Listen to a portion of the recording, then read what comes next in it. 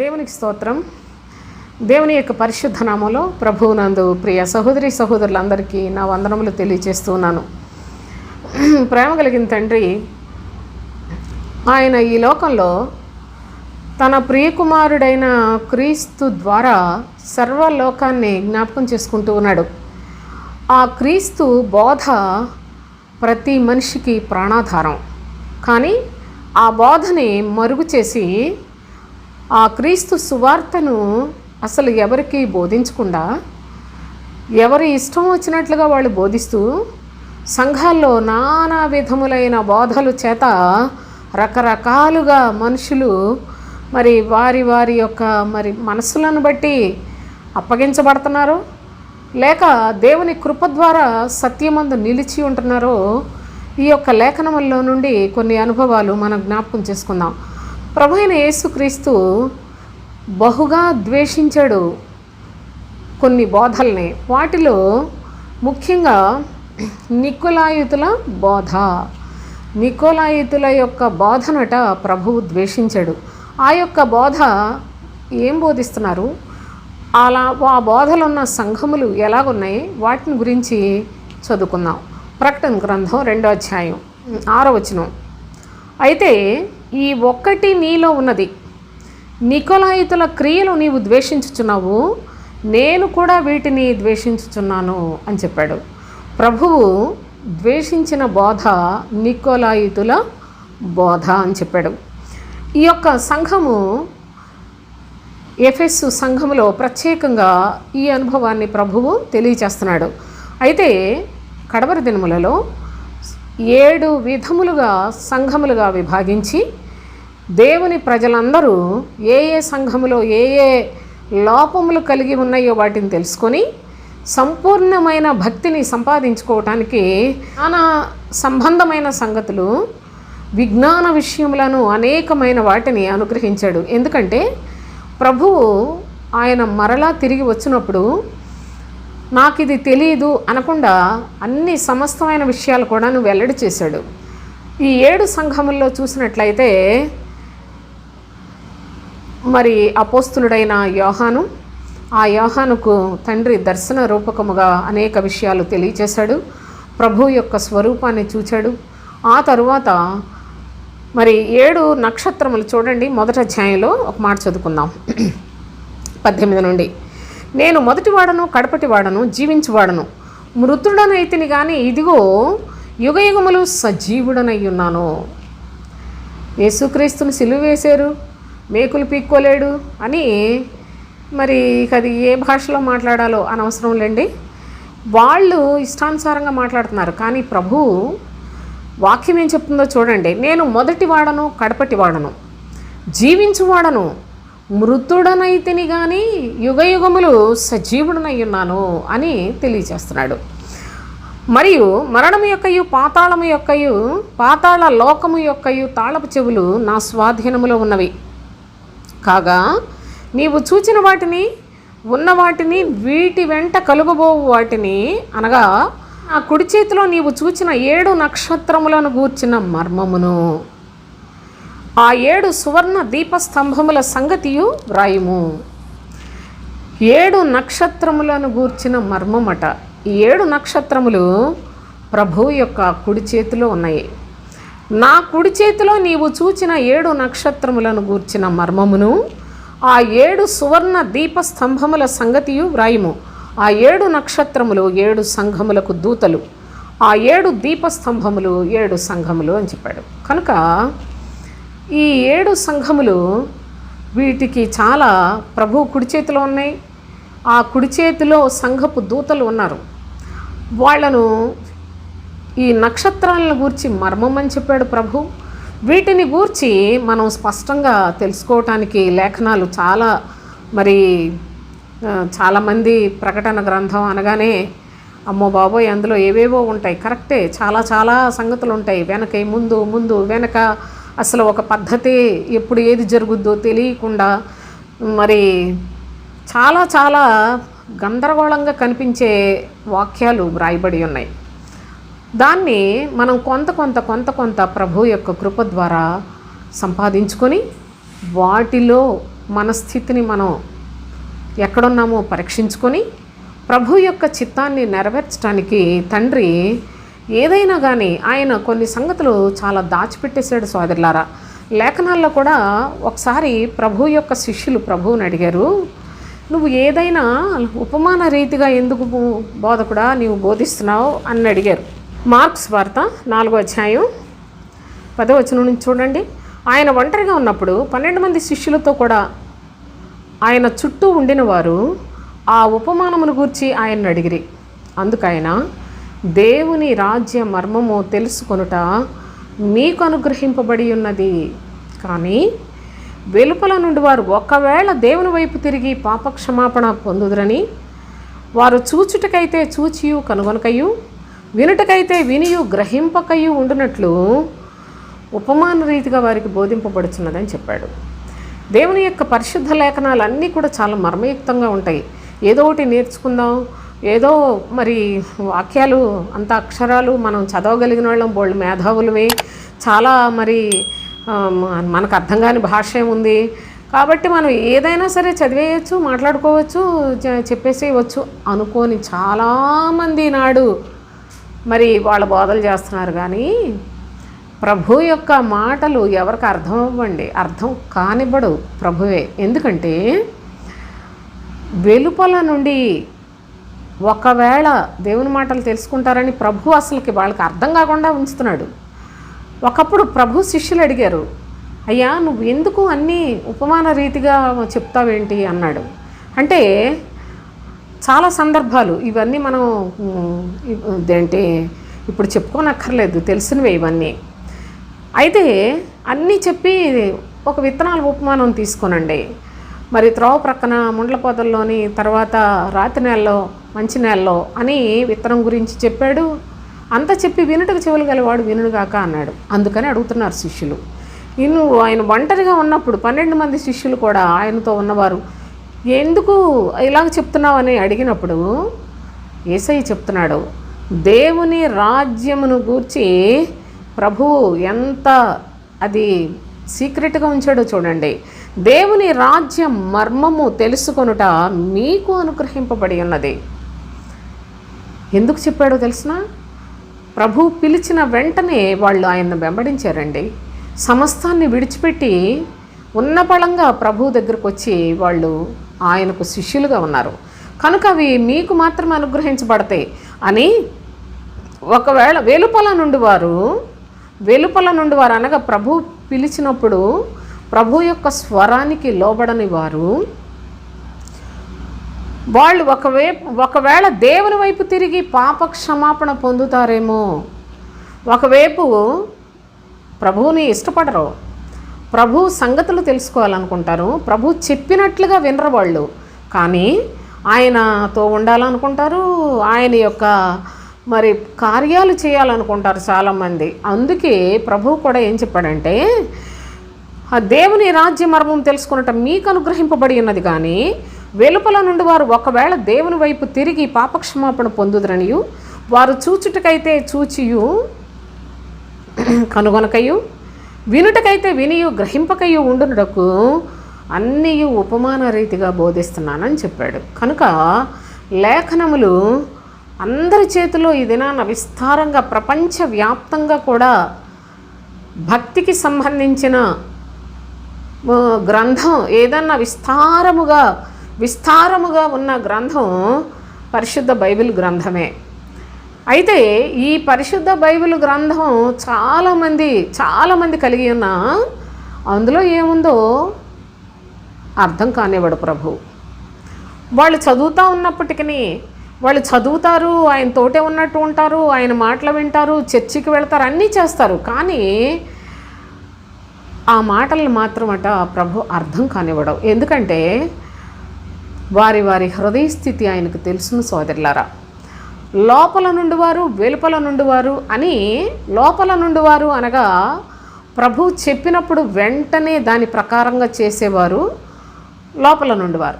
వెలుపల నుండి వారు ఎవరంటే వాళ్ళు దేవుడు కావాలనుకుంటారు, దేవుడి దగ్గరికి వెళదాం అనుకుంటారు, కానీ ఆయన చెప్పిన మాట ప్రకారంగా, ఆయన ఆజ్ఞ ప్రకారంగా జీవించడానికి ఇష్టపడరు.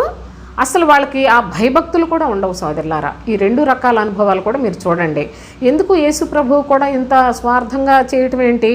వాళ్ళు ఒకవేళ దేవుని వైపు తిరుగుతారేమో అనుకోండి, దేవుని వైపు తిరగాలనే కదా మరి దేవుడి లోకంలోకి వచ్చాడు. మరి ఏంటి ఇలా రాస్తుంది అని డౌట్ వస్తుంది. అందుకనే వీళ్ళు ఎక్కడున్నారో మీరు చూడాలి. వెలుపల నుండి వారు అని చెప్పాడు. అందుకనే వెలుపల నుండి వారు ఒకవేళ దేవుని వైపు తిరిగినట్లు, అంటే దేవుని వైపు తిరిగినట్లు కనిపిస్తారు కానీ వాళ్ళ హృదయాలు త్రిప్పుకోరు. కనుకనే వాళ్ళు వింటారు, ఏం గ్రహించరు, చూస్తారు, వాళ్ళకి ఏది కూడా తెలుసుకోలేరు అని ప్రభువు చెప్పాడు. కనుక మనకంతా తెలుసు కదా, మనకు తెలుసు అనుకోవడం చాలా పొరపాటు అని ఈ సందర్భంగా నేను తెలియజేస్తున్నాను. పరిశుద్ధ గ్రంథం మన చేతిలో ఉన్నంత మాత్రాన మనకి వాక్యం ఏదో తెలిసిపోయింది అనుకోవడం చాలా పొరపాటు. ప్రభువు యొక్క ప్రేమ చేత దేవుడు ఇలాగ సంఘములుగా విభాగించి ఏ సంఘములో ఏ లోపాలు ఉన్నాయో తెలియచేస్తూ, అంతేకాదు వాటి నుంచి త్వరపడి బయటికి వెళ్ళిపోండి అని కూడా చెప్పిన అనుభవాలు చూస్తున్నాం. ఇది ప్రభువు ఆయన కుడి చేతిలో 7 నక్షత్రాలు ఉన్నాయి అన్నాడు. ఇది నక్షత్రములను గూర్చిన మర్మమునకు సంబంధించిన సంగతులు అని కూడా తెలియచేస్తున్నాడు. ఈ 7 నక్షత్రములు ఈ మర్మాన్ని ఏంటి చెప్తున్నాడో తెలిసిన 7 సంఘములకు దూతలు అని చెప్పాడు. 7 నక్షత్రములు 7 సంఘములకు దూతలు. కనుక ఈ 7 సంఘములుగా విభాగించిన ప్రభువు ఎఫెస్ అనే మొదటి సంఘం ఎఫెస్లో ఉన్న సంఘపు దూతకని చెప్పి చాలా విషయాలు చెప్పాడు. ప్రభువుని అంగీకరించారు, చాలా కష్టాలు, చాలా మంచి క్రియలు, చాలా సహనం కలిగి అన్ని విషయాల్లో అబద్ధ బోధకుల్ని ఎక్కడ సహించలేని స్థితిలో, అబద్ధ బోధకుడు అంటే వాళ్ళు ఎంత మాత్రం చేర్చుకోరు, అలాంటి చక్కని పద్ధతులతో అంతా చాలా క్రమంగా బాగానే ఉన్నారు. అయినా చూడండి 3వ వచనం, నీవు సహనము కలిగి నా నామము నిమిత్తము భారం భరించి అలయలేదనియు నేను ఎరుగుదును, అయినను మొదట నీకుండిన ప్రేమను నీవు వదిలితివని నీ మీద ఒక తప్పు నేను మోపుతున్నాను అంటున్నాడు ప్రభు. మొదటి ప్రేమ నీకు లేదు అని చెప్పాడు. ఈ యొక్క సంఘపు దూత ఇంకా ఏం చెప్పాడో తెలుసా? నీవు ఏ స్థితిలో నుండి పడితివో అది జ్ఞాపకం చేసుకొని మారు మనసు పొందము. అతను ఎలా మారు మనసు పొందాలో కూడా చెప్తున్నాడు. అట్లు నీవు చేసి మారు మనసు పొందితే సరి, లేని ఎడల నేను నీ యొద్దకు వచ్చి నీ దీపస్తంభమును దాని చోటు నుండి తీసివేత్తును అన్నాడు. దీపస్తంభము అంటే సంఘం. నీకు సంఘం అనేది లేకుండా చేస్తాను అని చెప్పాడు. ఇక్కడే చాలా ఒక ప్రత్యేకమైన అనుభవాన్ని మీరు జ్ఞాపకం చేసుకోవాలి. ఈనాడు సంఘాలు ఉన్నాయి కాబట్టి బోధకులందరూ సత్యవంతులు అనుకుంటున్నారు. సంఘపు దూతకు ఎన్ని మంచి లక్షణాలు ఉన్నాయో చూడండి. ఇక్కడ మీరు ఎఫెస్లో ఉన్న సంఘపు దూతకు ఎన్ని మరి దేవునికి ఇష్టమైన క్రియలు చేస్తున్న మరి పరిస్థితులు ఉన్నాయో చూడండి. కానీ నీలో ఒక తప్పు ఉంది, ఆ తప్పును నువ్వు సరిదిద్దుకో అని చెప్తున్నాడు. సరే చెప్పి అప్పుడు అయితే ఈ ఒకటి నీలో ఉన్నది, నికొలాయితుల క్రియలు నీవు ద్వేషించుచున్నావు, నేను కూడా వీటిని ద్వేషించుచున్నాను. నికొలాయితుల క్రియలు నీవు ద్వేషిస్తున్నావు, నేను కూడా ద్వేషిస్తున్నానని చెప్పాడు. ఈ నికొలాయితులు అంటే అసలు వీళ్ళు గురించి మనం కొంచెం చదువుకుందాం. అపోస్తుల కార్యములు 6వ అధ్యాయం మొదటి 5 వచనాలు చదువుకుందాం. ఆ దినములలో శిష్యుల సంఖ్య విస్తరించుచున్నప్పుడు అనుదిన పరిచర్యలో తమలోని విధవరాండ్రను చిన్నచూపు చూచిరని హెబ్రీల మీద గ్రీకు భాష మాట్లాడు యూదులు సనగసాగిరి. అప్పుడు 12 అపోస్తులు తమ యొద్దకు శిష్యుల సమూహమును పిలిచి, మేము దేవుని వాక్యము బోధించుట మాని ఆహారము పంచిపెట్టుట యుక్తము కాదు. కాబట్టి సహోదరులారా, ఆత్మతోనూ జ్ఞానముతోనూ నిండుకొని మంచి పేరు పొందిన 7 మనుషులను మీలో ఏర్పరచుకునడి, మేము వారిని ఈ పనికి నియమింతుము. అయితే మేము ప్రార్థన యందును వాక్య పరిచర్య యందును ఎడతెగక ఉందుమని చెప్పిరి. ఈ మాట జనసమూహం అంతటికి ఇష్టమైనందున వారు విశ్వాసముతోనూ పరిశుద్ధాత్మతోనూ నిండుకొన్నవాడైన స్తెఫను, ఫిలిప్పు, ప్రోకొరు, నీకానోరు, తీమోను, పర్మెనాసు, యూదుల మత ప్రవిష్టుడును అంత్యోకయ వాడగు నికోలాస్ అను వారిని ఏర్పరచుకొని వారిని అపోస్తుల ఎదుట నిలువబెట్టిరి. వీరు ప్రార్థన చేసి వారి మీద చేతులుంచిరి. ఈ విధంగా ప్రభు అయిన యేసుక్రీస్తు ఆయన పరలోకమునకు ఆరోహణుడై వెళ్ళిన తర్వాత అపోస్తులు వారు ప్రభు పనిని ప్రారంభించినప్పుడు, సువార్త ప్రారంభించినప్పుడు చాలామంది విస్తారంగా ప్రభు దగ్గరికి రావడం, ప్రభు యొక్క మాటలు అంగీకరించి వారందరూ సమిష్టిగా ఉండి విశ్వసించిన వారందరూ మరి వేల మంది సమకూర్చబడి వారు అందరూ ఒక కుటుంబం వలె ఉన్నట్లుగా లేఖనాల్లో మనం చాలా స్పష్టంగా చూడగలం. చూడండి, అపోస్తుల కార్యములు 2వ అధ్యాయం 38 చూడండి. పేతురు, మీరు మారు మనసు పొంది పాపక్షమాపణ నిమిత్తం ప్రతివాడు యేసుక్రీస్తు నామమున బాప్తిస్మం పొందుడి, అప్పుడు మీరు పరిశుద్ధాత్మ అను వరం పొందుదురు అని ప్రకటన చేస్తున్న సందర్భంలో అనేకులు 42వ వచనం చూడండి. వీరు అపోస్తుల బోధ యందును సహవాసమందును రొట్టె విరుచుట యందును ప్రార్థన చేయుట యందును ఎడతెగక ఉండిరి. చాలామంది వేలకు వేలుగా అందరూ కూడా ప్రభునామంలో సమకూర్చబడుతూ ఉన్నారు. వీళ్ళందరూ చాలా ఏక మనస్సుతోటి జీవిస్తున్న దినములు.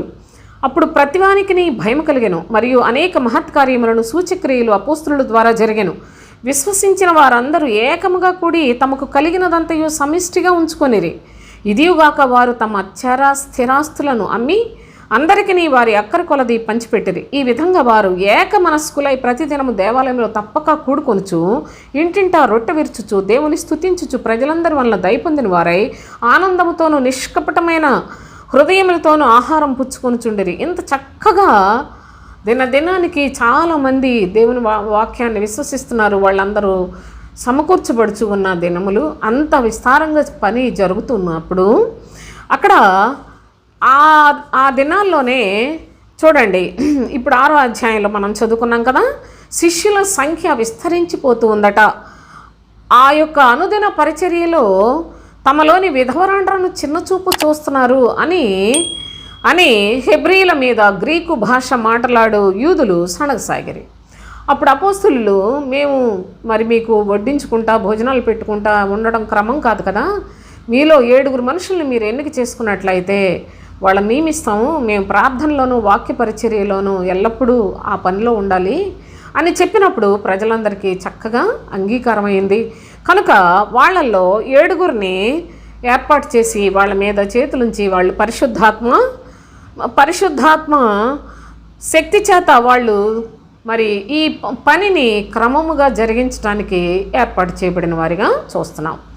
ఇలాంటి పరిచర్య చేయించిన వారిలో 7 ఒకడు నికోలాస్ అనుంది.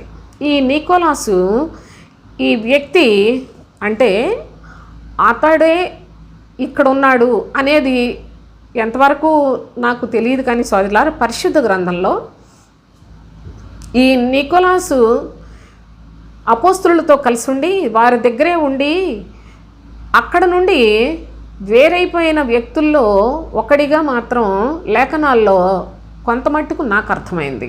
అయితే దేవుని యొక్క పరిశుద్ధ లేఖనాలను ఆధారం చేసుకున్నట్లయితే ఈ నికోలాయితుల బోధ అన్నాడు. వీళ్ళ బోధ ప్రభువు ద్వేషిస్తున్నాడట. ప్రకటన గ్రంథం 2వ అధ్యాయంలోనే పెర్గము సంఘములో వీళ్ళు కొన్ని అర్హతలు యోగ్యతలు కలిగి ఉన్నారు. చూడండి, సాతాను సింహాసనం ఉన్న స్థలంలో నీవు కాపురం ఉన్నావని నేను ఎరుగుదును, మరియు సాతాను కాపురం ఉన్న స్థలములో నా యందు విశ్వాసి అయ్యుండి నన్ను గూర్చి సాక్షి అయిన అంతిపై అనువాడు మీ మధ్యను చంపబడిన దినములలో నీవు నా నామము గట్టిగా చేపట్టి నా యందల విశ్వాసమును విసర్జింపలేదనియు నేను ఎరుగుదును. చాలా శ్రమకాలంలో కూడా వీళ్ళు దేవుని పక్షంగా ఉన్నట్లుగా ప్రభు చెప్తున్నాడు. అయినను నేను నీ మీద కొన్ని తప్పిదములు మోపవలసి ఉన్నది. ఎఫెసు సంఘములో వాళ్ళు చాలా మంచి లక్షణములు కలిగి చాలా శ్రమపడిన పరిస్థితులతో నడిపించబడుతూ ఆ సంఘపు దూత చాలా బాగా శ్రమను అనుభవించిన పరిస్థితులు కూడా ఉన్నట్లు వ్రాసాడు. కానీ తన మీద కొన్ని తప్పులు అయినను నీ మీద తప్పు మోపుతున్నాను నేను అనేసి ప్రభువు ఇక్కడ చెప్పాడు.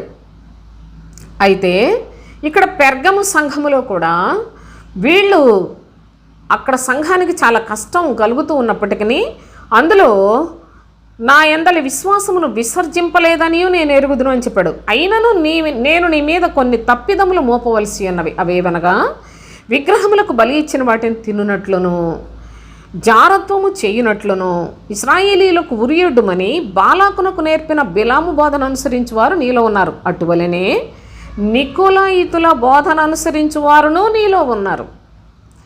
కావున మారు మనస్సు పొందుము అని చెప్తున్నాడు. ఒక మన తప్పులు చూపించి ఆ తప్పుని చూసి చూడనట్లుగా ఊరుకున్నట్లే మనం నశించిపోతాం. మన లోపల ఉన్న తప్పులు లేక దోషములు వాటిని బయటికి చూపించినట్లయితే వాటి నుంచి విడుదల పొందడానికి వీలు కలుగుతుంది. కనుక ప్రభు అయిన తండ్రి ఆయన సంఘములు 7 సంఘములుగా విభాగించి 7 విధములుగా వాళ్ళందరినీ కూడా నడిపిస్తూ ఆయా సంఘములకు దూతలను ఏర్పాటు చేసి ఆ సంఘాల్లో ఉన్న లోపములన్నిటినీ కూడా చూపిస్తూ ఆ లోపములకు గల కారణములు ఆ సంఘపు దూతల మీద మోపుతూ చాలా భయం కలిగి జీవించడానికి వాళ్ళ లోపాలని చూపిస్తూ ఉన్నాడు. అయితే దేవుని యొక్క సన్నిధిలో ఈ పెర్గం అనే సంఘములో కూడా నికోలాయితుల బోధను అనుసరించి వారు నీలో ఉన్నారు అని చెప్పాడు. అయితే ఎఫెసు సంఘానికి నీవు నికోలాయితుల బోధను ద్వేషించుచున్నావు, నేను కూడా ఆ బోధను ద్వేషిస్తున్నాను అని చెప్పాడు ప్రభు. కనుక అలాంటి బోధలో ఉన్నవారు కూడా సంఘాల్లో ఉన్నారు అని ప్రభువు ఒక దోషాన్ని వాళ్ళకి చూపిస్తూ ఉన్నాడు. సోదరులారా, ఈ విషయాన్ని మనం జాగ్రత్తగా పరిశీలన చేసుకున్నట్లయితే అసలు ఈ నికోలాయితులు వీళ్ళు ఎలాగా దేవుని యొక్క సన్నిధిలో ఒకానొకప్పుడు ఏర్పాటు చేయబడి నికోలాస్ అనే వ్యక్తి, అదే వ్యక్తి ఏ విధముగా మరి దేవుని యొక్క అపోస్తులను కూడా నిర్లక్ష్యపెట్టిన వ్యక్తిత్వం కలిగిన వాడో మనకి స్పష్టంగా లేఖనాల్లో వ్రాయబడలేదు. కానీ దాన్ని అపోస్తులుడైన పేతురే కాదు, అపోస్తుల్లో మిగతా వాళ్ళు కూడా ఈ విషయాన్ని గురించి చాలా కఠినంగా మాట్లాడాల్సిన పరిస్థితులు వచ్చాయి సోదరులారా. కనుక ఇక్కడ మొదటిగా మీకు నేను ఈ విషయం చెప్తాను. అపోస్తుల కార్యములు 15వ అధ్యాయం. కొందరు మా యొద్ద నుండి వెళ్ళి, చూడండి, కొందరు మా యొద్ద నుండి వెళ్ళి తమ బోధ చేత మిమ్మను కలవరపరిచి మీ మనస్సులను చెరుపుచున్నారని వింటిమి. కొందరు అపోస్తుల దగ్గర నుండి వెళ్ళారట. వెళ్ళి విశ్వాసుల యొక్క మనస్సులను కలవరపరుస్తూ వాళ్ళ మనస్సులు పాడు చేస్తూ ఉన్నారట. కానీ వాళ్ళు ఎక్కడి నుంచి వెళ్ళారు? అపోస్తుల దగ్గర నుంచే వెళ్ళారు. అంటే ఒకప్పుడు అపోస్తుల్లో ఉండి వాళ్ళ మధ్యలో ఎన్నిక చేయబడినట్లుగా ఉండి నెమ్మదిగా మరి అక్కడి నుంచి వేరైపోయి వాళ్ళ బోధను మార్చేసి దేవుని యొక్క ప్రజలను కలవరపరుస్తూ వాళ్ళ మనసులన్నిటినీ పాడు చేస్తున్నారు అనే సంగతిని ఇక్కడ లేఖనాల్లో తేటగా తెలియచేస్తూ ఉన్నాడు. కొందరు యూదయ నుండి వచ్చి మీరు మోషే నియమించిన ఆచారము చొప్పున సున్నతి పొందితేనే కానీ రక్షణ పొందలేరని సహోదరులకు బోధించిరి. చూడండి, ఇలాంటి బోధలు చేస్తున్నారు. మీరు సున్నతి పొందితే మోషేకి దేవుడిచ్చాడు ఆ నియమాన్ని, మీరు కూడా ఆచారాన్ని పాటిస్తేనే కానీ మీరు రక్షణ పొందలేరు అని సహోదరులకు బోధిస్తున్నారట. పౌలుకును బర్నబాకును వారితో విశేషవాదము తర్కమును కలిగినప్పుడు ఈ అంశము విషయమై పౌలును బర్నబాయు తమలో మరికొందరును యెరూషలేమునకు అపోస్తలుల యొద్దకును పెద్దల యొద్దకును వెళ్ళవల్లని సహోదరులు నిశ్చయించిరి. ఇక్కడ సున్నతి పొందుట అనే ఆచారం మోషే ద్వారా దేవుడు ఏర్పాటు చేశాడు. మీరు ఆ ప్రకారముగా సున్నతి పొందితే కానీ మీకు అసలు రక్షణ అంటూ రాదు అని చెప్పాడు. ఇది ఎంత కలవరపరిచే బోధలంటే సోదరులారా, ప్రభు అయిన యేసుక్రీస్తు ఆయన ఈ లోకములో ఆయన చెప్పిన బోధ ప్రజలలో వారి మనస్సులలో స్థిరపరచడానికి అపోస్తులు ఎన్ని శ్రమలు అనుభవించారో. ధర్మశాస్త్రము విశ్వాసము లేక పాత నిబంధనలో క్రొత్త నిబంధనలో ఉన్న ఈ యొక్క వ్యత్యాసాన్ని తెలియని వారు నేటికి ఎందరో ఉన్నారు సోదరులారా. మీరు ఇక్కడ చూసినట్లయితే వాళ్ళు ఏం చెప్తున్నారు? మోషే నియమించిన ఆచారాన్ని చెయ్యాలి, అప్పుడే మీరు రక్షణ పొందుతారు అన్నాడు. కానీ బాప్తిస్మిచ్చి యోహాను పంపించి యోహాను ద్వారా బాప్తిస్మాన్ని ఏర్పాటు చేసి ఆ బాప్తిస్మము ప్రభు అయిన యేసుక్రీస్తు కూడాని మాదిరిగా, అయ్యా నేను నీ చేత పొందవలసిన వాడిని, నా చేతిలో నువ్వు బాప్తిస్మం పొందటం ఏంటి అని ప్రభువుని అడిగితే ఇప్పటికీ ఇలాగూ కానిమ్ము అని ప్రభువు సర్వలోకంలో ఉన్న ప్రతి వారికి మాదిరి కొరముగా ఆయన కూడా బాప్తిస్మం పొంది ఆయన ఒక క్రొత్త పద్ధతిని సృష్టికర్త దేవుని చిత్త ప్రకారముగానే లోకంలో ప్రవేశపెట్టినట్లుగా చూస్తాం. యోహాను బాప్తిస్మ ఇచ్చేటప్పుడు కూడా చాలామందికి చాలా మరి ఇలాంటి సందేహాలే కలిగాయి. ఏంటి నువ్వు చేస్తున్నావు, ఏంటి నువ్వేమైనా మెస్సయ్యవా అని. లేదు నేను మెస్సయ్యను కాను, నా వెనకతలు ఆయన వస్తున్నాడని చెప్పాడు. ఆయన అరణ్యములో ఒక శబ్దంగా నేను వచ్చానండి, యోదయ అరణ్యంలో ప్రకటిస్తూ ఉన్నాడు. అనగా యోధా మనుష్యుల మధ్యలోనే ప్రకటిస్తూ ఏమని చెప్తున్నాడు, ప్రభువుకు మార్గాన్ని సరళపరచడానికి నేను ఆయనకు ముందు వచ్చాను అంతే, నా వెనకతలు ఆయన వస్తున్నాడు. ఆయన చెప్పుల వారు విప్పుటకు కూడా నేను పాత్రుడను కాను. ఆయన చేతిలో మరి పరిశుద్ధాత్మతోని అగ్నితోని బాప్తిస్మం పొందిన వారే ఆయన ద్వారా నిత్యరాజ్యాన్ని స్వతంత్రించుకుంటారు అనే సత్యాన్ని రహస్యముగా ఆయన యొక్క ప్రాధాన్యతను చెప్పాడు. కానీ ప్రజలు ఇదంతా విడిచిపెట్టేశారు. అపోస్తులు యేసు ప్రభు వచ్చాడు, చనిపోయిన తరువాత అపోస్తులు బోధ ప్రారంభించిన తర్వాత కూడా అప్పుడు కూడా చాలామంది ఇదిగో మోషే ఆచారాన్ని మీరు కూడా పాటించాలి, లేకపోతే రక్షణ లేదు మీకు అని చెప్తున్నాడు. అంటే ఆ ప్రజలందరికీ ఎంత కలవరం వచ్చింది. అవును, మోషే ఉన్నాడు కదా, మరి ఇదేంటిది వీళ్ళేంటి వేరేగా చెప్తున్నారు అనే ఒక మరి సందేహం వాళ్ళందరిలో కూడాను కలుగు చేశారు. చాలా బాధపడుతున్నారు అక్కడ ఉన్న అపోస్తులు కూడా. సరే, దీంట్లో చాలా అనుభవాలు ఉన్నాయి సోదరులారా. ఈ అధ్యాయాన్ని మీరు చూస్తే 16వ వచనం నుంచి చూడండి. ఆ తరువాత నేను తిరిగి వచ్చేదను, మనుషులలో కడమవారును, నా నామము ఎవరికి పెట్టబడను ఆ సమస్తమైన అన్యజనులను ప్రభువును వెదకున్నట్లు పడిపోయిన దావీదు గుడారమును తిరిగి కట్టేదను, దాని పాడైన వాటిని తిరిగి కట్టి దానిని నిలువ పెట్టేదనని అనాది కాలము నుండి సంగతులు తెలియపరిచాడు ప్రభువు అని వాళ్ళు వాగ్దానాలు చూపిస్తూ దావీదు గుడారాన్ని తిరిగి కడతాను అని చెప్పాడు. పడిపోయినా ఎంత బాగా చెప్పాడు చూడండి.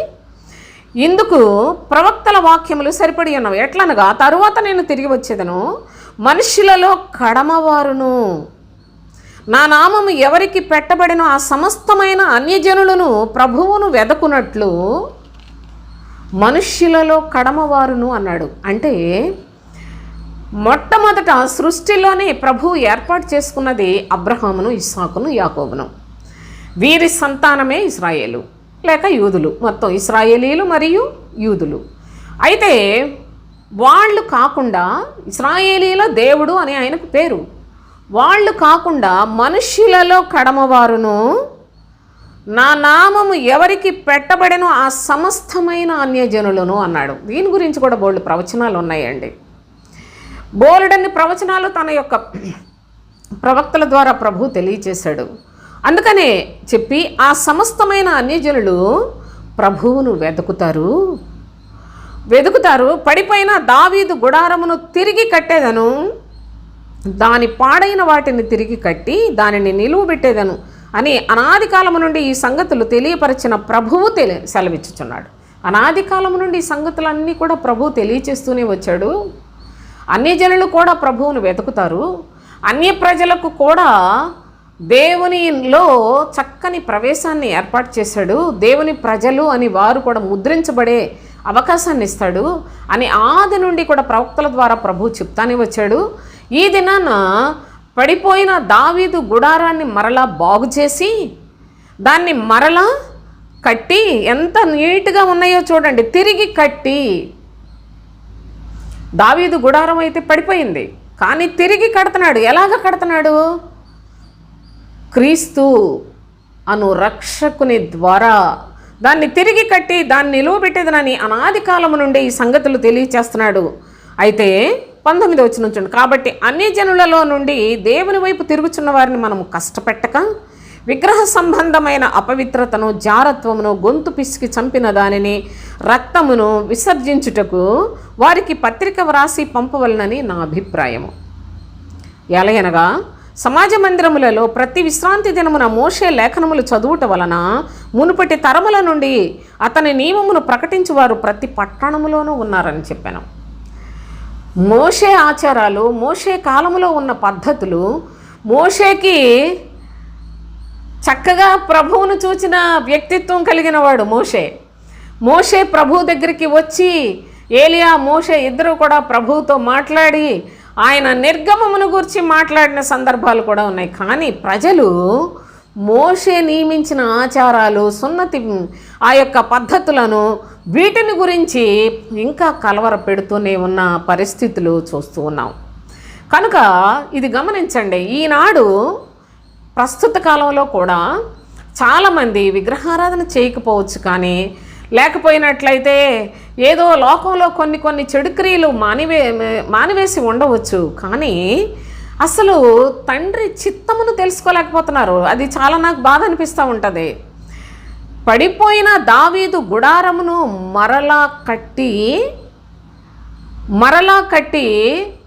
అన్యజనులు కూడా ప్రభువును వెదికి దావీదు గుడారములో వారికి కూడాను దేవుడు ఎంత చక్కగా అవకాశాన్ని ఇస్తున్నాడో ఆ సంగతులన్నీ పూర్వకాలం నుండి వ్రాసినప్పటికీ ఇంకా ఈ మనుషులు మోషే ఆచారాలు అంటారు, మోషే పద్ధతులు అంటారు, ఎక్కడ పట్టిన సమాజ మందిరాల్లో వాటన్నిటినీ ప్రకటించుచు మరి ఆ లేఖనములు చదువుట వలన మునుపటి తరముల నుండి అతని నియమములు ప్రకటించువారు ప్రతి పట్టణములో కూడా ఉన్నారు అని చెప్తున్నాడు. అపోస్తలుల కాలములో ఇలాంటి కలవరం ఎంత విపరీతంగా ఉంటుందో మీరు ఊహించండి, ఆలోచన చేయండి.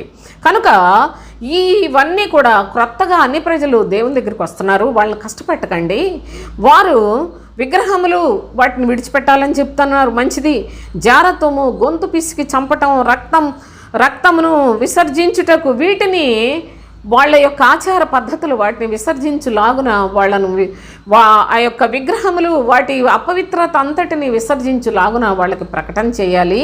అంతేగాని అన్య ప్రజల్లో నుంచి దేవుని దగ్గరకు వచ్చిన వాళ్ళని మళ్ళీ మీరు మోషే సున్నతి గురించి, మోషే పద్ధతులను, వాటన్నిటిని గురించి ఇప్పుడు చెప్పటం ఇది భావ్యం కాదు అని వీళ్ళందరూ కూడా అపోస్తులు చాలా బాధతోటి ఈ విషయాలు తెలియజేస్తూ ఉన్నారు. ఇంతగా కలవరపరుస్తున్న ఆ పరిస్థితులు ఉన్నప్పుడు సువార్తను స్థిరపరచుట, క్రీస్తును గురించి లేక క్రొత్త నిబంధన సంగతులను ప్రజలకు బయలుపరచడం లేక వారు విశ్వసించడం ఎంత కష్టమైన పరిస్థితులు ఉన్నాయో గమనించండి.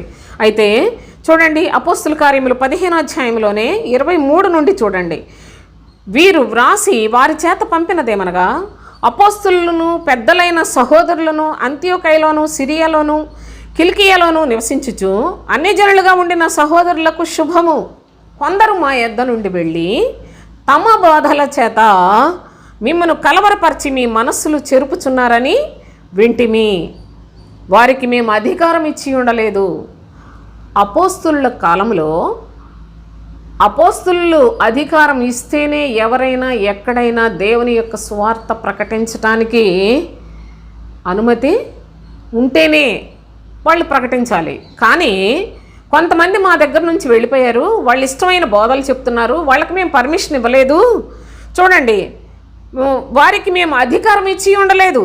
కనుక మనుషులను ఏర్పరిచి మన ప్రభు అయిన యేసుక్రీస్తు పేరు కొరకు తమను తాము అప్పగించుకొనిన బర్నబా, పౌలు అను మన ప్రియులతో కూడా మీ యొద్దకు పంపుట యుక్తమని మాకందరికీ ఏకాభిప్రాయం కలిగెను అని వీళ్ళు పర్మిషన్ తోటి, అనగా అపోస్తులు పౌలును బర్నబా వాళ్ళు ప్రభు కొరకు అర్పణ చేసుకున్నవారు కాబట్టి వాళ్ళను మీ దగ్గరికి పంపిస్తున్నాం అనే అనుభవాన్ని వీళ్ళకి తెలియచేసి అప్పుడు చెప్తున్నాడు. విగ్రహములకు 28 వచనం, విగ్రహములకు అర్పించిన వాటిని, రక్తమును, గొంతు పిసికి చంపిన దానిని, జారత్వమును విసర్జింపవలెను. ముఖ్యంగా ఈ చెడు లక్షణాలన్నిటినీ కూడా ప్రతివారు ప్రభు దగ్గరకు వచ్చిన ప్రతివారు విసర్జించాలి. ఈ అవశ్యమైన వాటికంటే ఎక్కువైన ఏ భారమును మీ మీద మోపకూడదని పరిశుద్ధాత్మకును మాకును తోచెను. వీటికి దూరముగా ఉండుటకు జాగ్రత్త పడితిరా, అది మీకు మేలు, మీకు క్షేమము కలుగునుగాక అని వర్తమానాన్ని పంపించారు. చూడండి, అన్య ప్రజలు దేవుని యొక్క నివాస స్థలములో వారికి కూడా దేవుడు చోటును ఏర్పాటు చేశాడు. దావీదు గుడారము పడిపోయింది, పడిపోయిన దావీదు గుడారాన్ని మరలా తిరిగి కట్టి దానిని నిలువబెట్టి అనాది నుండి ప్రభు చేసిన వాగ్దానం ప్రకారముగా అన్య ప్రజలకు కూడా అందులో ప్రవేశాన్ని కలుగచేసి ఆ అన్య ప్రజలు దేవునికి స్వాస్థ్యమైన ప్రజలుగా జీవించడానికి తండ్రి చిత్తమై ఉంటే చాలామంది మా దగ్గర నుంచి బయటికి వెళ్ళి లేనిపోని బోధలు చెప్తున్నారు. ఆ అన్య ప్రజల్ని మీరు కష్టపెట్టకండి. చూడండి, మనము దేవుని వైపు తిరుగుతున్న అన్ని ప్రజలను కష్టపెట్టక వాళ్ళల్లో చేయకూడనివేంటో అంతవరకే చెప్పండి. విగ్రహాల్లో చాలా అపవిత్రత ఉంది, ఆ క్రియలు మీరు పాటించొద్దు.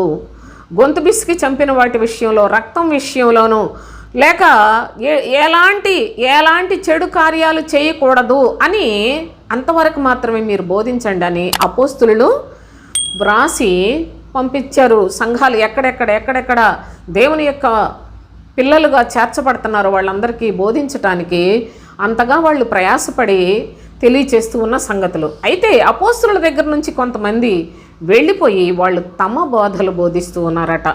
ఆ బోధలలో ఈ నికోలాస్ అనే వ్యక్తి కూడా తన సొంత బోధలను బోధించుచున్న పరిస్థితులు. ఈ నికోలాయితులు వీళ్ళ యొక్క క్రియలు ఎలా ఉంటాయి అంటే, నేను ముఖ్యంగా వీటిల్లో మీకు 4 భాగాలుగా చెప్తాను.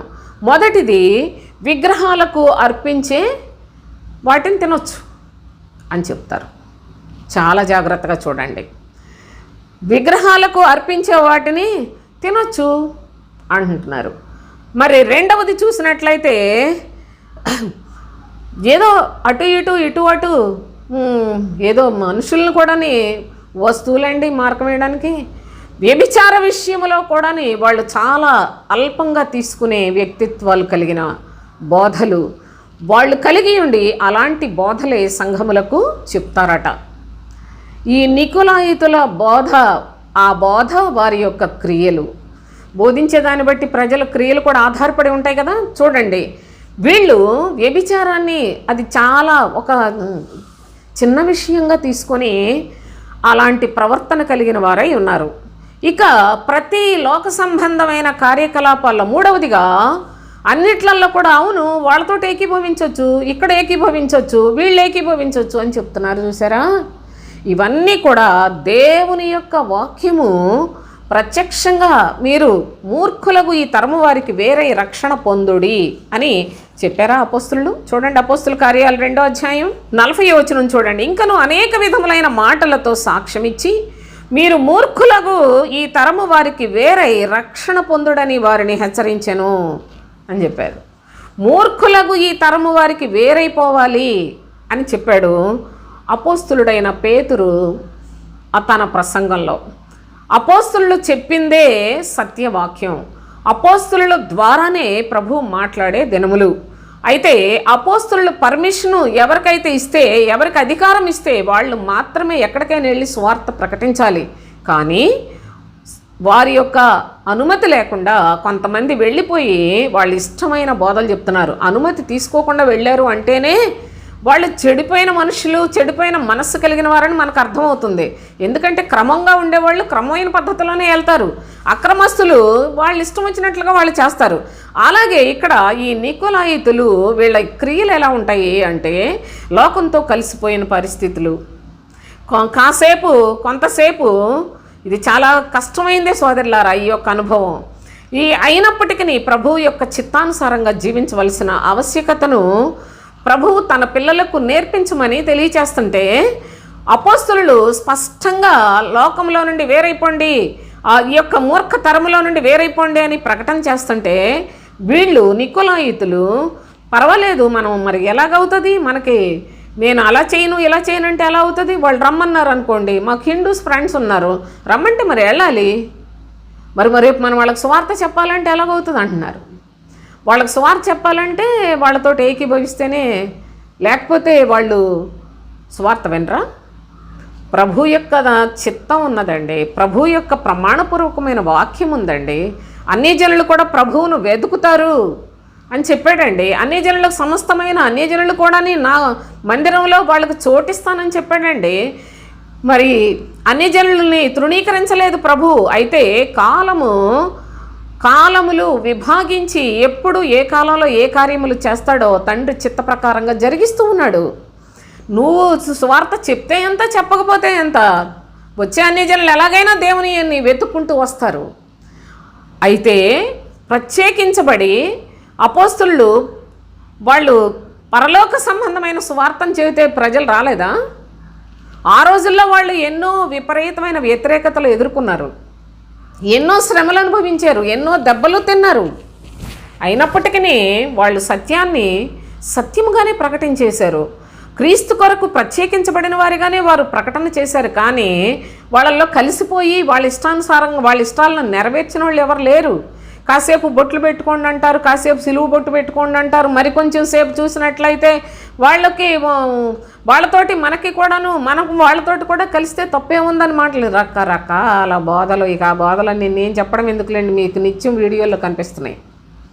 కనుక ఈ నికోలాయితుల బోధలు ఎలా ఉంటాయంటే, లోకముతోటి దేవుని యొక్క వాక్యాన్ని రాజీ చేసుకున్నట్లు అనుకూలముగా వాళ్ళతోటి మాట్లాడుతూ ఉంటారే కానీ లోకములో నుంచి ప్రభు అయిన యేసుక్రీస్తు ఎక్కడైనా లోకంతో కలిసిపోయినంత లోకములో మీకు శ్రమ అని చెప్పాడు. చూడండి, యోహాను సువార్త 15వ అధ్యాయంలో 18వ వచనం చూడండి. లోకము మిమ్మల్ని ద్వేషించిన ఎడలా మీకంటే ముందుగా నన్ను ద్వేషించనని మీరు ఎరుగుదురు. లోకం ప్రభువును ద్వేషించిందండి. దేవుని వెంబడించు వారిని కూడా, ప్రభు అయిన యేసుక్రీస్తును వెంబడించు వారిని కూడా లోకం ద్వేషిస్తుంది. వాళ్ళు ద్వేషిస్తారు కాబట్టి మరి మనం ఎక్కడికక్కడ అనుకూలంగా ఉండాలని చెప్పాడు ఆ దేవుడు. చూడండి ఏం చెప్పాడు, మీరు లోక సంబంధులైన ఎడల లోకము తన వారిని స్నేహించును. మీరు లోక సంబంధులైతే లోకం మీతోటి స్నేహంగానే ఉంటుంది. మరి లోకంతో స్నేహం చేయాలి కదా, లోకంలో ఉన్నాం కదా అంటారా? లోకంతో స్నేహము చేయుట వ్యభిచారం అని మరి ఒక చోట చెప్పాడు కదా, యాకోబు 4:4లో చెప్పాడు, యాకోబు పత్రికలో. ఈ లోక స్నేహము దేవునితో వైరమని చెప్పాడు. కానీ ప్రస్తుత కాలంలో ఈ బోధకులు కూడా ఏం చెప్తున్నారంటే, వాళ్ళతో కలిసిపోయి ఒకవైపు దేవుని వాక్యాన్ని చెప్తారు, ఒకవైపు లోకంతో కలిసిపోతారు. ప్రభువేమో లోకములో, ఇంకా చూడండి, మీరు లోక సంబంధులైన ఎడల లోకము తన వారిని స్నేహించిన, అయితే మీరు లోక సంబంధులు కారు, నేను మిమ్మల్ని లోకములో నుండి ఏర్పరచుకుంటుని, అందుచేతనే లోకము మిమ్మల్ని ద్వేషించుచున్నది. లోకం అందుకే మిమ్మల్ని ద్వేషిస్తుంది అన్నాడు. అయితే దేవుని నమ్ముకొని, దేవుని పని చేస్తున్నామని చెప్పుకొని, దేవుని వాక్యం చెప్తున్నామని చెప్పుకొని లోకంతో కలిసిపోయే వాళ్ళు వీళ్ళెవరో? వీళ్ళు చెప్పే బోధలు ఎలాంటి బోధలు? వీళ్ళ సంఘాల్లో ఉండే ప్రజలు ఎటువంటి ప్రవర్తన కలిగి ఉంటారు? అందుకనే ప్రభు చాలా తేటగా తెలియచేస్తున్నాడు. ఇంకా ఏం చెప్పాడంటే, యోహాను సువార్తలోనే 16వ అధ్యాయం 33వ వచనం చూడండి. నా యందు మీకు సమాధానము కలుగునట్లు మీతో ఈ మాటలు చెప్పుచున్నాను. లోకములో మీకు శ్రమ కలుగును, లోకములో మీకు శ్రమ కలుగుతుందని చెప్పాడు. ఈ శ్రమ రాకుండా లోకంతో ఏకీభవిస్తూ, లోకస్తులతోటి కలిసిపోతూ, వాళ్ళకు వీళ్ళు కలిసి వార్త చెప్పినా వాళ్ళు కూడా వీళ్ళకలాగే తయారవుతారు తప్ప దేవుని మనుషులు కాలేరు, కాజాలరు. నా ప్రియ సహోదరి సహోదరులారా, చాలా జాగ్రత్తగా వాక్యాన్ని చూడండి. మీరు ఏదో మా బోధకుడు అని చెప్పుకుంటున్నారు. మీ బోధకుడు ఒక లోకస్తుడైతే, మీ బోధకుడు తన ఇష్టానుసారమైన బోధలు చెప్పేవాడైతే నీ గతి ఏంటి? నీ బ్రతుకేంటి? ప్రభు బోధ నమ్మరా మీరు? ప్రభు యొక్క వాక్యం ఏం చెప్తుందో, మీ పరిశుద్ధ గ్రంథాన్ని మీ చేతుల్లో దేవుడు ఎందుకు ఉంచాడు? వాక్యం చూడండి, వాక్య ప్రకారంగా జీవించండి. జీవించిన వాడి దగ్గర నుంచి పారిపోండి. ఒకవేళ ఎవరైనా, ఏ బోధకుడైనా వాక్య ప్రకారంగా చేయటం లేదు అంటే మీరు అసలు అక్కడ ఉండకూడదు అని కూడా లేఖనాల్లో ఉంది. చాలామంది నిష్కపట్టుల హృదయాలను కూడా పాడు చేస్తూ ఉన్నారు. అలాంటి వారికి దూరంగా పొమ్మని చెప్తున్నాడు. చూడండి, ఆ వాక్యాన్ని కూడా ఒకసారి చూపిస్తాను. రోమీలకు రాసిన పత్రిక 16వ అధ్యాయం. సహోదరులారా, మీరు నేర్చుకున్న బోధకు వ్యతిరేకముగా భేదములు ఆటంకములు కలుగు చేయి వారిని కనిపెట్టిండుడని మిమ్మల్ని బతిమాలు కొనుచున్నాము. వారిలో నుండి తొలగిపోవుడి.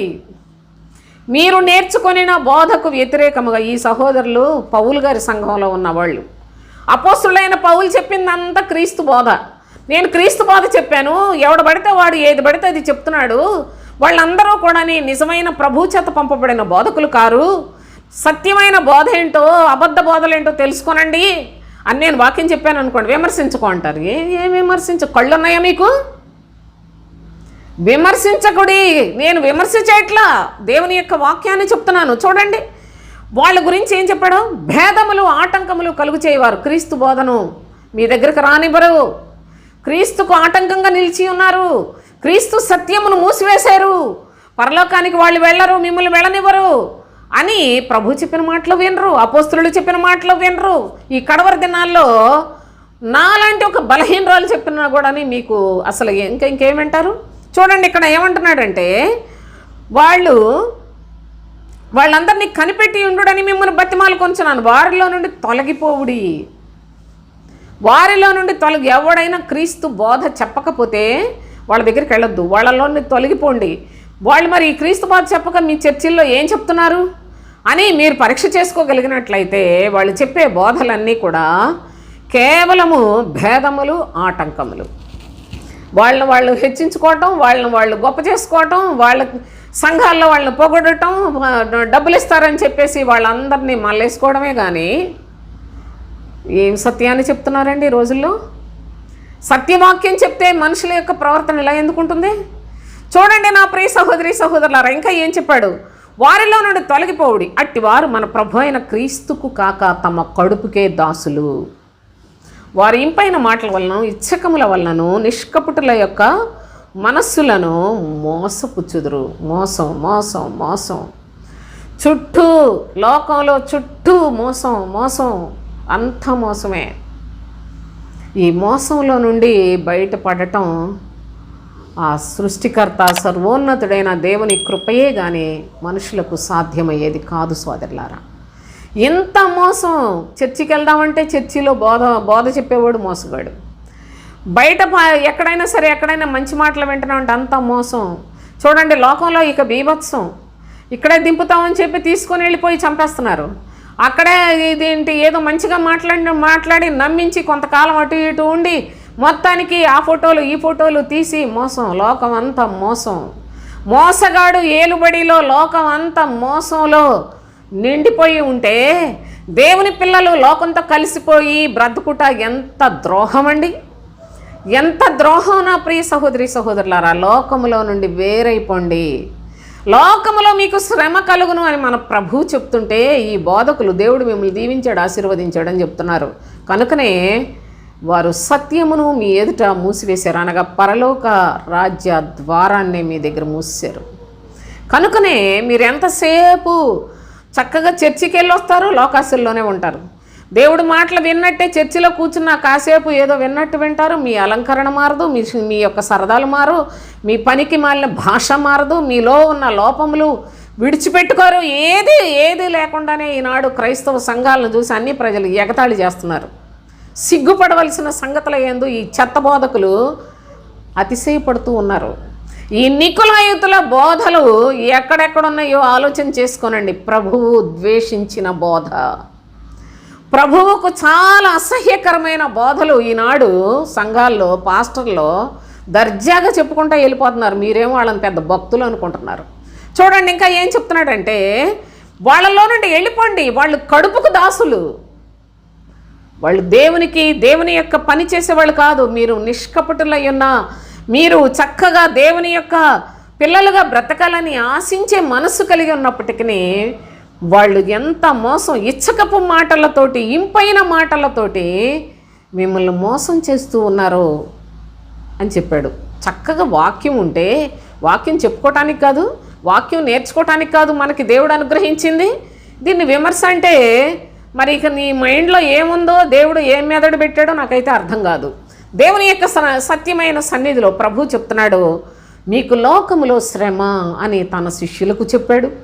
ఆయన శిష్యులుగా బ్రతకాలనుకున్న వాళ్ళకి చెప్పాడు, ఆయనను వెంబడించాలనుకున్న వాళ్ళకి చెప్పాడు.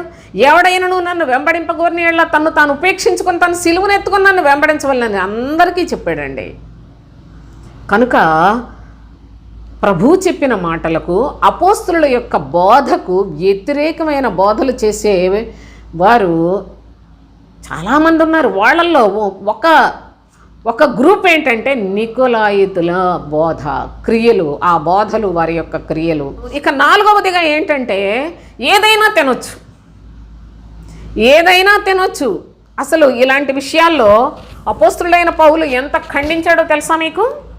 అపోస్తులు చెప్పినదే వినాలి. అందుకే ప్రభు కూడా మనకేమి ఇచ్చాడంటే ఒక చక్కని అమూల్యమైన సంపదనిచ్చాడండి. ఏంటంటే క్రీస్తు యేసే ముఖ్యమైన మూలరాయి అయి ఉండగా అపోస్తులను ప్రవక్తలు వేసిన పునాది మీద మీరు ఇంటిగా కట్టబడుచున్నారు అంటాడు. మనం చూడవలసింది ప్రభు అయిన క్రీస్తు యేసు మనకు మూలరాయి అనగా ఆయన ఏ విధంగా జీవించాడో అలాగున మనం కూడా జీవించాలి. ఇది మన ధ్యేయమై ఉండాలి. అది మన గురి నిరీక్షణ అయి ఉండాలి.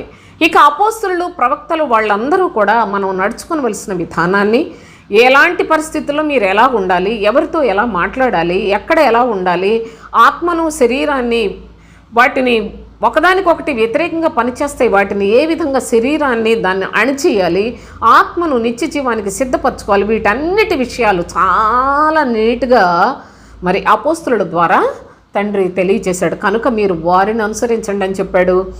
ప్రభువును అనుసరించండి, ప్రభువును పోలి జీవించాలి, అపోస్తులను పోలి జీవించాలి. శ్రమానుభవానికి మనకి మాదిరి చూపించిన భక్తులు ఉన్నారండి, వాళ్ళను మనము గురిగా పెట్టుకొని వెళ్ళాలి. కానీ ఇక మన పాస్టర్ గారు ఏది చెబితే ఇక అదేననుకున్న వాళ్ళందరూ కూడా ఈ మోసంలో చిక్కుబడిపోయిన వాళ్ళే.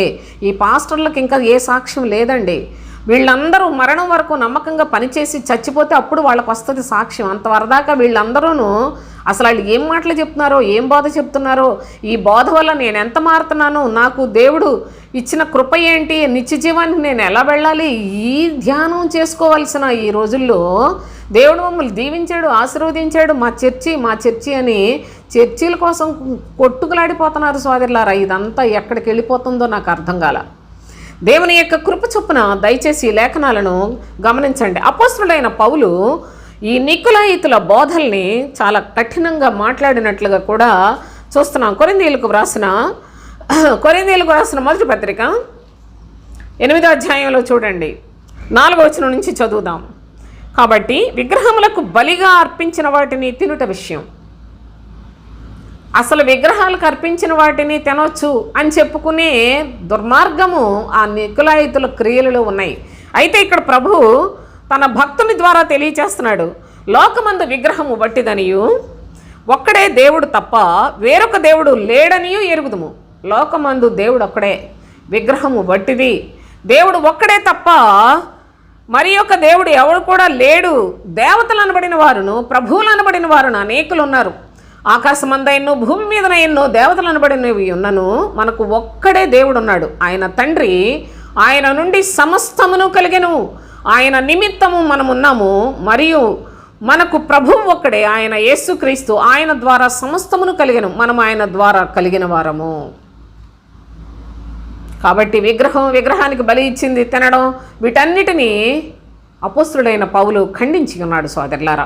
అపోస్తులుడైన పౌలే కాదు, అపోస్తులందరూ కూడా చాలా ఖండితముగా చెప్పి ఉన్నారు. మన బ్రతుకులలో ఏది పాపమో ఏది మంచిదో తెలీదు, ఏది చెడో ఏదో మంచో తెలీదు, ఏది పాపకార్యమో ఏది నీతి కలిగిన కార్యమో మనకు భేదం తెలియనప్పుడు క్రీస్తు లోకములో ఆయన శరీరమందు చేసి చూపించి మనలను ఆయన సత్యవాక్యముతో మనలను శుద్ధి చేసి పవిత్రపరచి ఆయన యొక్క సన్నిధిలో బ్రతికే భాగ్యాన్ని దయచేశాడు. అందుకని ప్రభువు ద్వారా మనము కలిగిన వారము అని చెప్పాడు.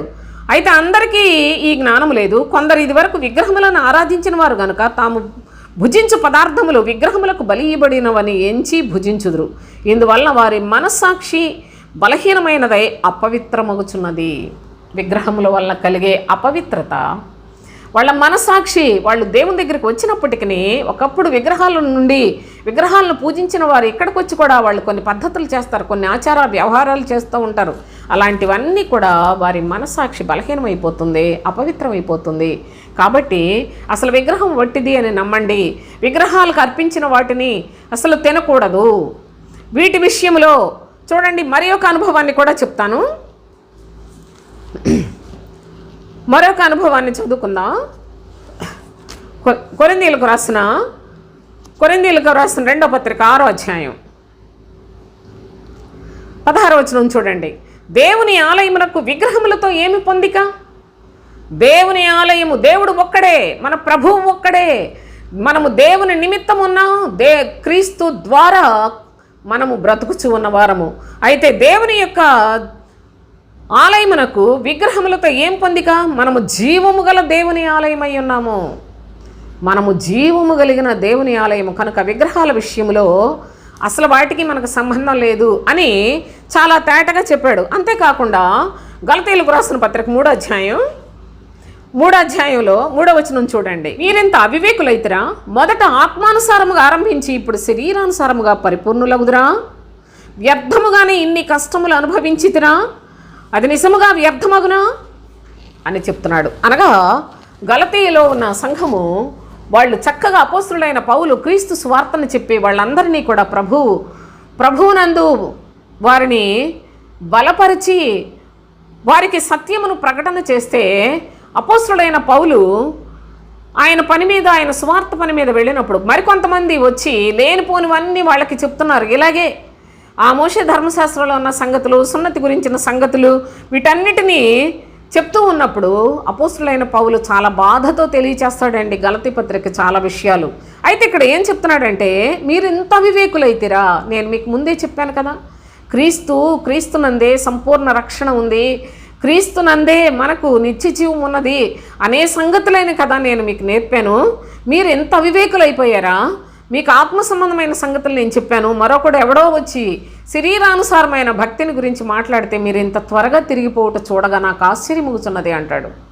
చూడండి, మీరందరూ కూడా ఆత్మానుసారంగా ప్రారంభించారు, ఇప్పుడు శరీరానుసారముగా పరిపూర్ణులవుదురా, వ్యర్థముగానే ఇన్ని కష్టములు అనుభవించితిరా అని చాలా బాధతో చెప్తూ ఉన్నాడు.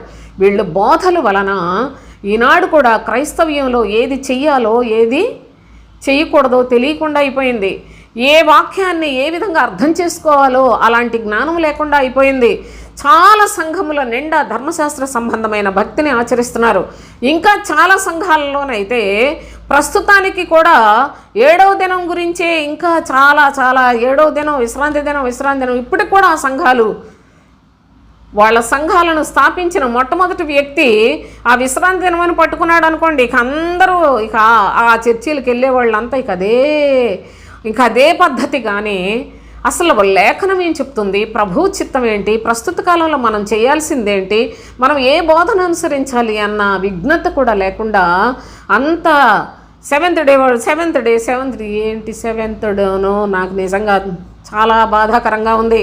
అయితే దేవుని యొక్క పరిశుద్ధ లేఖనముల ప్రకారముగా మనం చూసుకున్నట్లయితే ప్రభు అయిన తండ్రి జ్ఞాపకం చేస్తూ ఉన్నాడు, ఇది ఆత్మానుసారమైన మార్గము. ఆత్మానుసారముగా ప్రారంభించి శరీరానుసారముగా ముగిస్తారా? ధర్మశాస్త్రము శరీర సంబంధమైంది, విశ్వాసము ఆత్మ సంబంధమైనది. నీతిమంతుడు విశ్వాసమూలముగా జీవించుననే సత్యాన్ని క్రీస్తు ద్వారా జీవించేదే విశ్వాసం సోదరులారా. ఆ యొక్క పద్ధతిని విడిచిపెట్టి ఎప్పుడో ఏదో కాలం చెల్లిపోయిన వాటిని తీసుకొచ్చి మోషే సున్నతి ఆచారం ఉన్నది, మీరు కూడా ఆచారాన్ని చేయండి అప్పుడే మీకు రక్షణ వస్తుందని బోధించే బోధలు ఇప్పటికీ. ఇంకా చెప్పాలి అంటే మనం సున్నతిని ఒకవేళ చేయకపోయినప్పటికీ ఆ రోజుల్లో ధర్మశాస్త్రంలో మీరు దేవుని యందు భయభక్తులు కలిగి ఉండి దీవించబడతారు, ఆశీర్వదించబడతారనే సంగతులు బోధించుకుంటున్నారు. కానీ లేకపోయినట్లే విశ్రాంతి దినం అనే బోధకులు చాలామంది వాళ్ళ బోధలకు ఆకర్షితులై వెళ్ళిపోతున్నారు. కానీ క్రీస్తు బోధను వెంబడించాలి అనే అపోస్తులు చెప్పిన సత్యాన్ని ఎందరూ ఈ దినాన తెలుసుకోగలుగుతున్నారో ఆలోచించేయండి. అయితే ప్రభు అయిన దేవుని యొక్క సముఖములో ఆనాటి నుంచి ఈనాటికి కూడాను అన్ని భేదములు కలుగు చేయవారు, ఆటంకములు కలుగు చేయవారు. ఇటొకటి చెప్తాడు, ఒకడేమో మనం అందరితో కలవచ్చు అని చెప్తే అది కొంతమందికి బాగుంటుంది, ఎందుకంటే వాళ్ళన్నీ విడిచిపెట్టుకోలేరు. మరికొంతమంది మీరు ఇలా కరెక్ట్గా ఉండాలి అనేసి అని చెప్తే ఖచ్చితంగా జీవించడానికి వాళ్ళ మనసులు స్థిరపరచుకుంటారు. అలాంటప్పుడు అదేంటి మీరు అలా ఉన్నారు, ఇంకొకళ్ళు ఏంటి ఎలా ఉన్నారని చెప్పి మరొకళ్ళు విమర్శ చేస్తూ ఉన్నారు. అంటే పరిశుద్ధ గ్రంథం ఒక్కటే, ప్రభు ఒక్కడే, తండ్రి ఒక్కడే, బాప్తిసం ఒక్కటే, శరీరం ఒక్కటే, నిరీక్షణ ఒక్కటే. కానీ ఈ బోధలు ఇంత విస్తారమైపోవడానికి గల కారణం మనుష్యులు అపోస్తుల దగ్గర నుంచి వెళ్ళిపోయి ఎవరికి ఇష్టమైన బోధలు వాళ్ళు చేయటమే దీనికి హేతువు. ప్రతివాడు బైబిల్ పట్టుకుంటారు, అందరూ బైబిలే చెప్తారు, కానీ బైబిల్లో ఒక చిన్న మాట పట్టుకుని దాని ప్రకారంగా వెళ్ళటం కరెక్ట్ కాదు సోదరులారా. ఏదేమైనప్పటికీ దేవుని యొక్క సత్యం తెలియచేస్తూ ఉంది. ఆత్మానుసారముగా మొదలుపెట్టి శరీరానుసారముగా ముగించుట అది చాలా ఘోరమైన దుస్థితి అని భక్తుడు తెలియచేస్తూ ఉన్నాడు. అంత మాత్రమే కాకుండా ఎఫెసీ పత్రికలో 3వ అధ్యాయం 3వ వచనం నుంచి చూడండి. ఎట్లనగా క్రీస్తు మర్మము దేవదర్శనం వల్ల నాకు తెలియపరచబడిన సంగతిని గూర్చి మునుపు సంక్షేపముగా వ్రాసితిని. మీరు దానిని చదివిన ఎడల దానిని బట్టి ఆ క్రీస్తు మర్మమును గూర్చి నాకు కలిగిన జ్ఞానమును గ్రహించుకొనగలరు. ఈ మర్మం ఇప్పుడు ఆత్మమూలముగా దేవుని పరిశుద్ధులకు అపోస్తులకును ప్రవక్తలకును బయలుపరచబడి ఉన్నట్టుగా పూర్వకాలమందున మనుష్యులకు తెలియపరచబడలేదు. ఈ మర్మం ఏదనగా అన్యజనులు సువార్త వలన క్రీస్తు యేసునందు యూదులతో పాటు సమాన వారసులను ఒక్క శరీరమందలి సాటి అవయవములను వాగ్దానములో పాలివారై ఉంటారు అనేదే ఈ మర్మము అని చెప్పాడు. ఇది క్రీస్తు మర్మము. ఈ క్రీస్తు మర్మములో మనలను కూడా పాలివారిగా చేసిన దేవునికి కృతజ్ఞతలు చెల్లించి ఆ విధంగా బ్రతుకుదాం. మనకు కూడా దేవుడు ఇంత గొప్ప రక్షణను అనుగ్రహించాడు. ఒకప్పుడు ఇశ్రాయేలీలకు ఉండేది, ఇప్పుడు అన్యజనులమైన మన యొక్క జీవితంలో కూడా తండ్రి ఎంత చక్కని కృపలను మనకి దయచేసి ఉన్నాడు. ఆయన పాడైపోయిన దావీదు యొక్క గుడారమును తిరిగి కట్టాడు. అన్యజనులందరూ కూడా ఆయనను వెతుకుతారనే ప్రవచనాలు ఏనాడో ప్రవక్తల ద్వారా చెప్పాడు. అవి మనకి కూడా జరుగుతున్నాయి, నెరవేర్చుచున్న దేవునికి స్తోత్రం అని కృతజ్ఞత బుద్ధి కలిగి ప్రభువుని వెంబడించే పద్ధతిలో విశ్వాసులను తయారు చేసి పరలోకానికి సిద్ధపరచవలసిన బోధకులు ఎవరిష్టం వచ్చినట్లు వాళ్ళు చెప్పటం వల్ల సంఘాలు పోగేసుకోవడానికి, జనాలను చాలామందిని వాళ్ళ సంఘాల్లో ఉన్నారని చెప్పుకోవటానికి ఎంత అబద్ధాలు ప్రకటన చేస్తున్నారంటే, ఎన్ని మోసాలు చేస్తున్నారంటే అంతా ఇచ్చకపు మాటలే సోదరులారా, అంత కుయుక్తితో కూడిన మాటలే. ఇంత భయంకరమైన పరిస్థితుల్లో మరి విశ్వాసాన్ని కాపాడుకుంటా ఎంత కష్టమో కూడా దయచేసి మీరు ఆలోచించేయండి. లేఖనాలను గమనించండి.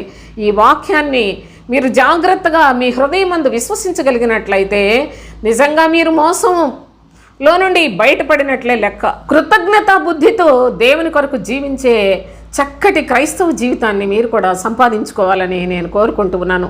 అయితే నికొలాయితుల బోధ, నికొలాయితుల యొక్క క్రియలు, వీటిని ప్రభువు ద్వేషించి ఉన్నాడు.